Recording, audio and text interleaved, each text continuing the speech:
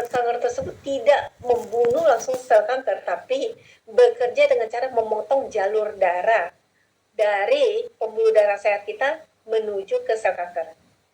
Dengan intinya adalah pada saat pembuluh darah tersebut dipotong, sudah tidak ada suplai makanan, lama-lama sel kanker tersebut akan menciut. Karena dia tidak bisa makan kan, otomatis dia akan lebih cepat mati. Dan kesempatan ini bisa digunakan oleh sistem kekebalan tubuh kita untuk menghancurkan mereka dan menguraikan mereka, membuang mereka dari tubuh kita. Nah, salah satu dari 10 obat kanker paling banyak digunakan di seluruh dunia, 4 diantaranya adalah menggunakan konsep ini. Salah satunya mungkin kalau di Indonesia pernah mendengar Avastin, itu juga menggunakan konsep angiogenesis ini. Nah, Bapak dan Ibu, memang walaupun pengobatan kanker ini sudah sangat makin hari makin besar ataupun makin maju, tapi kita selalu percaya dengan mencegah lebih baik daripada mengobati. Seperti tadi yang saya katakan, kita tidak pernah tahu sudah berapa banyak sel kanker yang terbentuk dalam tubuh kita. Kita tidak pernah tahu. Ini menjadi seperti bom waktu yang setiap waktu bisa meledak. Bukan dalam hitungan bulan, tapi dalam hitungan hari. Anda bisa bayangkan mengerikannya bagaimana 7 hari saja dia sudah berkembang menjadi besar. Dari yang nobody menjadi somebody. Nah, Bapak dan Ibu, makanya kenapa? Ada satu dokter, beliau adalah ilmuwan dari National Cancer Institute. Di salah satu simposium di Geneva, beliau yang pertama kali mengenalkan konsep disebut angio prevention. Karena bagaimana begini, obat sebagaimana hebatnya pun selalu ada efek samping. Sehingga apa yang terjadi? Beliau menyebutkan akan lebih baik jika keberadaan obat tersebut disertai dengan pola makan yang bisa membantu membalanskan situasi tersebut. Makanya dari hasil penelitian beliau dan juga dari hasil berdasarkan inilah beberapa rumah sakit besar di Amerika Serikat dan di Eropa khususnya mulai membuat satu divisi yang disebut sebagai integrated medicine. Jadi kalau di rumah sakit biasanya cuma ada bagian divisi ini, divisi bagian kanker, radiologi, bla bla bla. Nah, di sana sudah ada satu divisi baru yang disebut intermediate medicine. Nah, di divisi itu yang mengkombinasikan setiap pasien yang punya masalah dengan penyakit-penyakit tertentu dengan makanan. Dan hebatnya dari hasil penelitian adalah apa yang menjadi pengendalian angiogenesis dengan makanan itu lebih hebat daripada obat. Adalah karena ketika kita, kan tadi ada 2 masalah nih. Apakah kita punya pembuluh darah terlalu sedikit ataupun terlalu banyak, ibaratnya begitu. Makanan-makanan yang bisa merangsang pertumbuhan pembuluh darah yang sehat tidak akan membuat pembuluh darah kita menjadi kebanyakan. Sama, makanan-makanan yang bisa memotong jalur pembuluh darah yang tidak baik, yang tidak seharusnya, tidak akan memotong pembuluh darah yang sehat. Berbeda dengan obat. Kalau obat dia tidak mau tahu, yang ceritanya dia dikhususkan untuk memotong, maka dia akan potong baik kepada organ tubuh yang sehat maupun organ tubuh yang tidak sehat. Dua-duanya dibablas sekalian. Nah, makanya kenapa ini yang disebut sebagai angio prevention. Angio prevention ataupun makanan yang mengkonsumsi makanan-makanan yang bisa untuk memotong pembuluh darah yang tidak baik ataupun makanan-makanan yang bisa menumbuhkan pembuluh darah yang kurang, ya. Nah, Bapak dan Ibu, apa saja sih makanan sehari-hari yang bisa kita gunakan untuk sebagai anti-angiogenesis ataupun stimulation angiogenesis stimulator? Ini pertama, yang paling ini penelitian ini membuat asal muasal kenapa kedelai tiba-tiba menjadi naik daun ya. Dulunya sebelum tahun 80, kedelai itu adalah minuman yang kalau disebut sebagai underdog lah. Kedelai hanya dikenal di area di Asia. Orang Asia dalam keseharian kita sudah makan kedelai. Hidup kita tidak bisa jauh dari kedelai lah. Di Indonesia sendiri tahu, tempe, kecap dan sebagainya itu adalah bagian-bagian yang tidak lepas dari kedelai. Di Cina sendiri kedelai itu digunakan paling umum adalah untuk susu kedelai. Jauh sebelum Cina modern seperti saat ini, orang di sana hanya mengenal minuman dua, satu kedelai, kedua adalah teh. Baru setelah makin modern, akhirnya mengenal kopi dan lain-lain.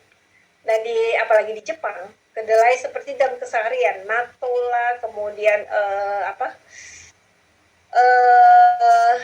tauco dan sebagainya, itu mereka sudah gunakan sejak puluhan tahun yang lalu. Nah, sudah ribuan tahun yang lalu lah ibaratnya. Nah, Bapak dan Ibu, kenapa kedelai mulai naik daun? Adalah berdasarkan dari penelitian yang menyebutkan kenapa kasus-kasus kanker yang berhubungan dengan hormonal di Asia jauh lebih sedikit daripada kasus-kasus yang berhubungan dengan hormonal di Amerika Serikat ataupun di Eropa. Kasus kanker yang berhubungan dengan hormonal paling banyak adalah kanker payudara, kanker rahim, dan sebagainya. Nah, Bapak dan Ibu, dari situlah ditemukan, ternyata karena kebiasaan dari orang Asia lebih banyak makan kedelai. Dan diteliti lagi, makanya diteliti, apa sih bahan di dalam kedelai yang bisa membuat orang Asia menjadi lebih kuat terhadap kanker? Adalah isoflavon ini. Dalam kedelai ada satu bahan disebut isoflavon. Ketika diambil lagi di isoflavon, ada yang namanya genestin, desin, dan sebagainya. Nah, bahan-bahan itulah sebenarnya anti kanker yang kuat. Nah, mungkin Bapak dan Ibu, Anda akan mengatakan begini, tapi dalam keseharian yang saya dengar berbeda. Dalam berita-berita yang saya dengar, orang malah mengatakan, jangan makan kedelai terlalu banyak, karena kedelai bisa membuat hormon kita menjadi lebih aktif, ataupun menjadi ganas, sehingga bisa membuat kanker payudara dan sebagainya. Hasil pembuktian penelitian itu berkata berbeda.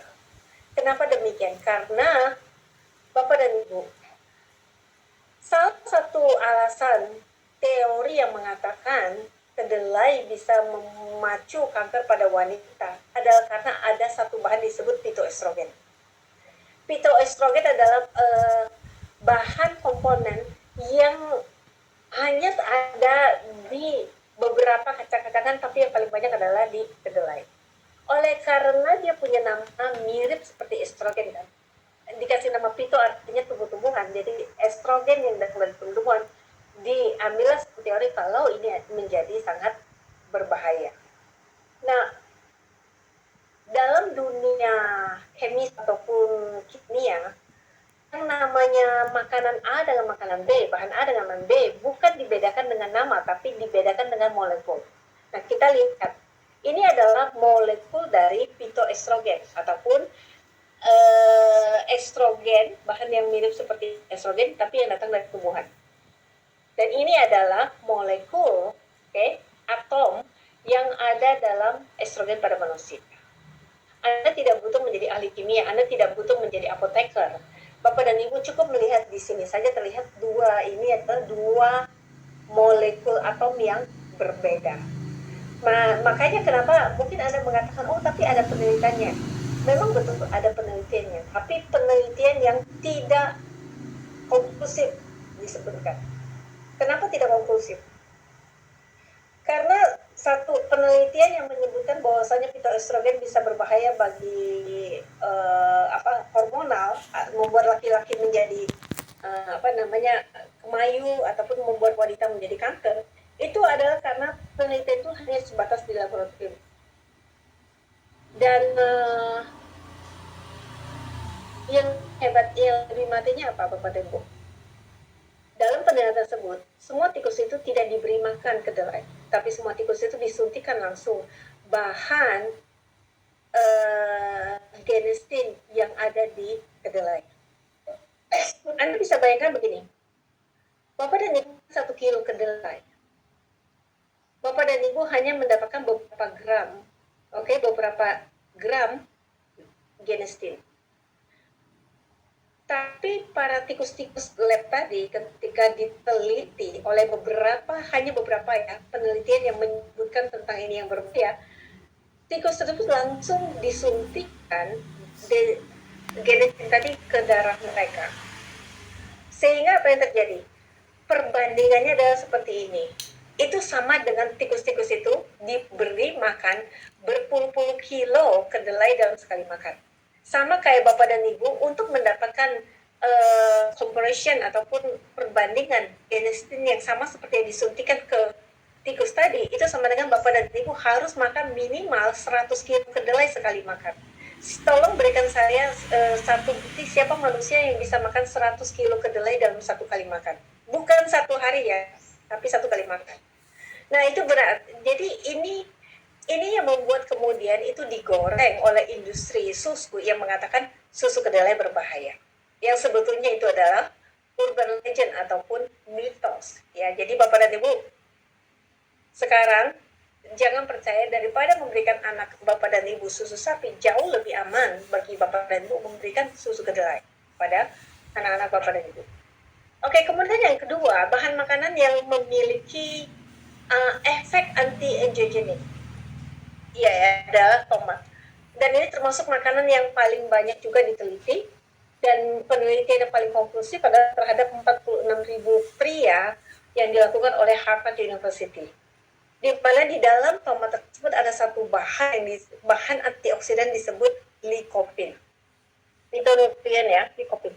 Dan lycopene ini sangat efektif untuk menjaga kesehatan prostat, kelenjar prostat, termasuk memotong pembuluh-pembuluh darah kepada sel kanker yang ada di prostat.